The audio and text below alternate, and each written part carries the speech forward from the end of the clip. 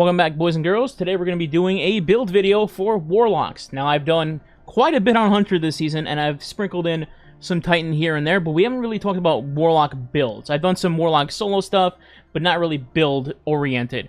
So today I want to bring a general build for people that can run it basically anywhere in the game, but in particular, you can run it in GMs and actually have a blast doing it, quite literally. In fact, I'm going to dub this build the Michael Bay of Warlock builds. Now, in case you've been living under a rock the last decade, or maybe you're just like 14, that is an explosions joke. Michael Bay does tons and tons of explosions in movies, and that's what this build is going to be, just blowing up literally everything. Now, for this build, there's going to be a few key factors. Number one, we're going to want our super as fast as humanly possible. And number two, we're going to want to maximize ignitions as much as we can. And then we're just going to combine those two things when we pop our super for some 4th of July fireworks. This build is also very diverse because you can stun all champions in the game. In particular, you have multiple ways to stun unstoppable and barrier champions, not only through your weapons, but also through your abilities. Thanks to being on solar, we can just get radiant very easily and then pop barrier shields with any weapon just because of that.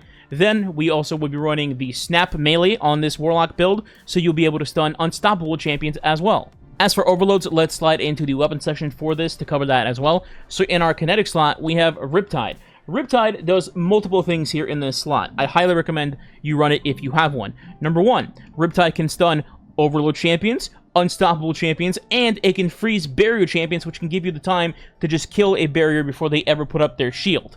Number two, Riptide can easily proc the Torch perk in your artifact, which I'll get to in a second for the entire artifact breakdown, but that essentially will just debuff the enemy even further to take more damage. And finally, it's just a very good weapon to have. Now, on top of that, it also has some handy perks on it as well you can roll for things like GM content. For example, Lead from Gold. When you pick up heavy ammo on the ground at any point, you also get special ammo added to your fusion rifle, so it's just very ammo efficient. In the energy slot, you can go with a couple of things, really. Number one, you have Polaris Lance. Obviously, this season it has both the capabilities to stun barrier champions and unstoppable champions because you have ignitions through this weapon and easy radiance because of just firing your solar weapon for precision hits. And you could swap this out for other things like Sunshot as well, if you want to just run unstoppable, have a good hand cannon, easy scorches, easy kills on trash mobs. Or you could just swap it out for anything else that you want that's solar flavor, just because this is solar-oriented as a build.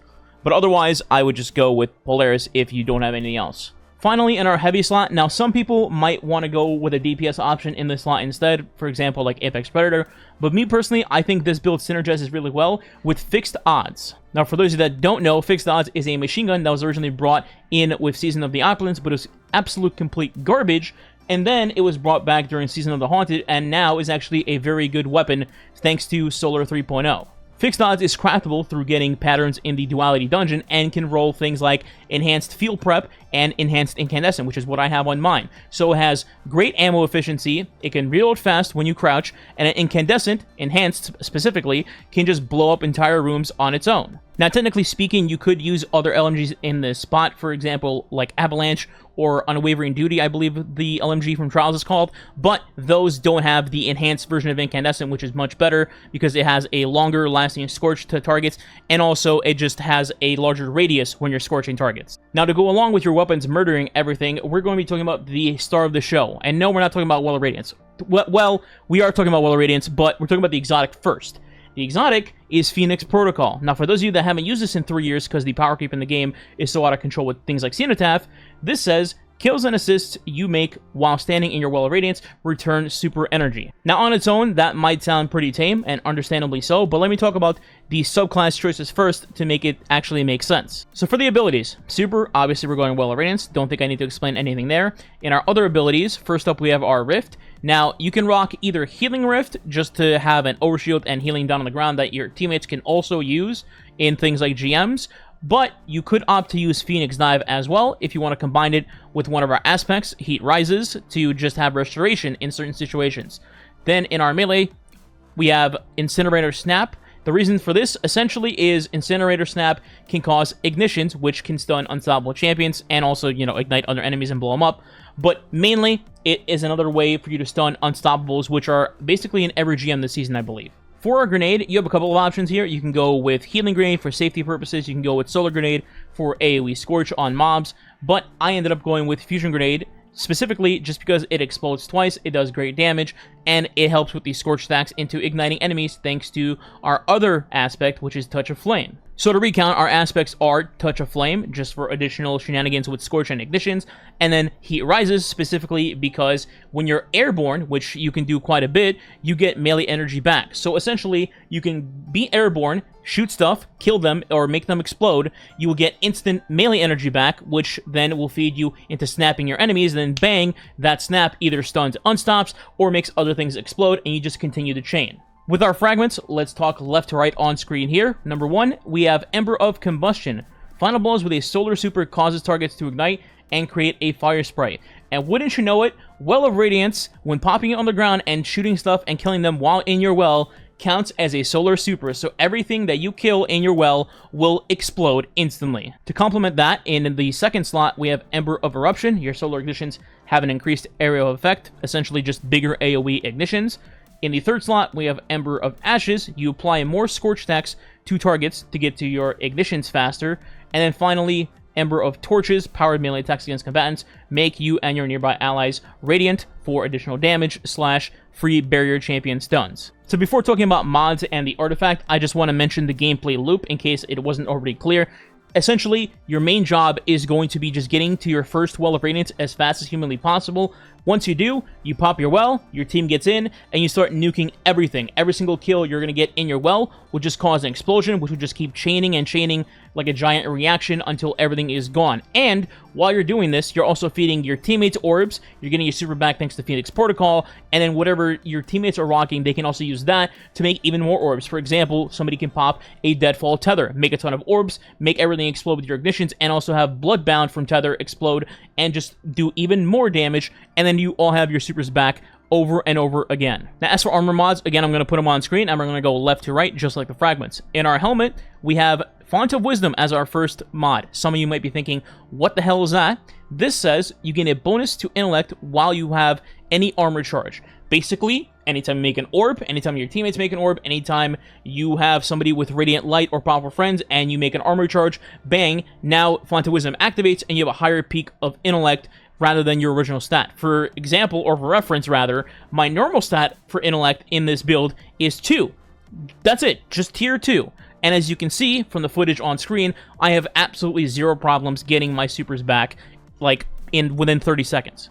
Which brings me to my second mod, Dynamo. Similar job to Font of Wisdom, it reduces your super cooldown when using your class ability near targets, which you will do all the time. And then the final slot, we have Harmonic Siphon, just to make Orbs of Power when you're just killing everything with your solar weapons. So the next 3 slots are pretty simple and straight to the point. We have Firepower and Heavy-Handed in our gloves for getting orbs when you get melee kills or grenade kills. In your chest piece, other than wearing Phoenix Protocol, you just put resist mods on, so Solar, Void, Arc Resist, etc.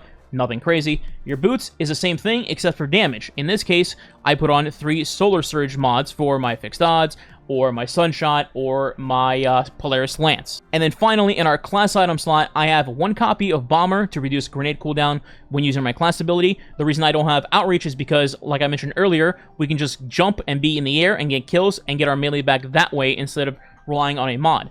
Next, we have Powerful Attraction. Now, normally, I don't run this on Warlocks. This is like exclusively a hunter mod for the most part, but given that the entire purpose of this build is to generate your well as fast as humanly possible, sometimes popping your rift and just sucking up all the orbs on the ground that your teammates may have made somewhere far away from you is nice. So I just put 1 copy of Powerful Attraction here. And then finally, Distribution ties in back with Dynamo and Font of Wisdom. Reduce all ability cooldowns when using your class ability near targets. This includes your super, so you just have another form of reducing everything to get your super faster. Lastly, while you're watching these enemies get cooked alive in these GM runs, let's go over the artifact mod choices. Now, I'm not going to go over like which champion stunning weapon mods you should use. That's completely up to personal preference, so I'm going to skip those and go to the actual synergy stuff. First up, column 2, Kindling Trigger. It applies Scorch to unscorched targets. Pretty simple, straight to the point. At the bottom of that column, we have From Whence You Came, increased ability damage to Taken and Scorn combatants, which is plentiful in this current season, Season of the Wish. Column 3, we have Flint Striker, rapid solar weapon, precision hits, and final blows, grant Radiant, so free Radiant. Torch, like I mentioned earlier, when you're Radiant and deal weapon damage with a Strand or a Stasis debuff, for example, like Chill Clip that I mentioned on Riptide, or even Slice on the new Strand fusion, then you get this Torch debuff on enemies for free. This next one is kind of optional, Heart of the Flame. If you're running with a whole crew that's solar, then you get some bonus benefits out of it, but not mandatory. Following that, the underrated kind of mod, I'd say, on the bottom, Wished into Being. So when your super is nearly fully charged, ability final blows spawn Orbs of Power. This just gets you to your super much faster via your nades and your melees. Then we're moving to column 4. We have Revitalizing Blast, causing damage with a solar ability, weakens champions and bosses for a short duration. So again, your Snap and your Grenade, whichever you may pick. Unless you pick Healing Grenade, then ignore the Grenade part.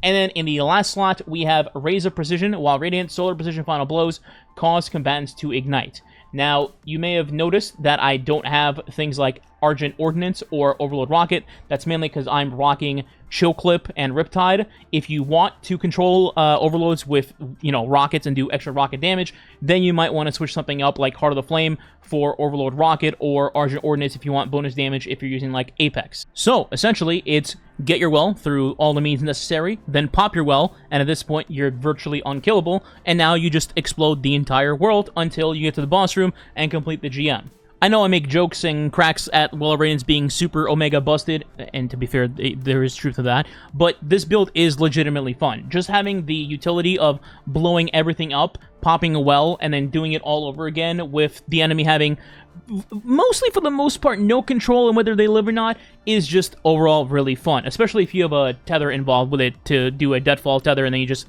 boom, ignite one thing, and then everything else explodes around it as well. But you let me know what you think. Speaking of which, I will leave a dim link for this build either in the description below or the pinned comment, or both. And speaking of which, if you did enjoy the video or the build, please consider subscribing today. It does help the channel, is much appreciated, and it does help fight that YouTube algorithm. And if you want to go the extra mile, you could also leave a like and comment below as well. If you don't know what to comment, you can simply leave Ignition Wells as the comment. Thanks for watching. I'll catch you next time.